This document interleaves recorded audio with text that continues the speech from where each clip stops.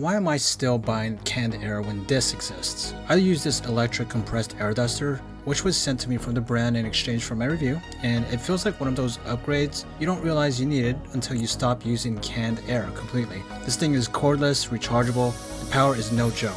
At 170,000 RPM airflow, it actually blasts dust out instead of just nudging it around. I mainly use it on my keyboard, PC fans, desktop, even my car vents, and it gets into spots canned air never really handled well. The best part is you don't have to worry about running out mid-clean or shaking a freezing can upside down. Just charge it, press the button, and you're good.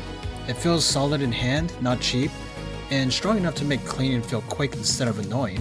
I also like that it's reusable, so no more tossing empty cans or constantly rebuying them. It's one of those tools that just lives on your desk because you end up using it more than you expected. If you clean your tech even a little bit and you're tired of disposable canned air, this is a smart swap that actually makes sense. If you want to get your hands on this product, go ahead and click on the link in the description below and hit that subscribe button and never miss a review.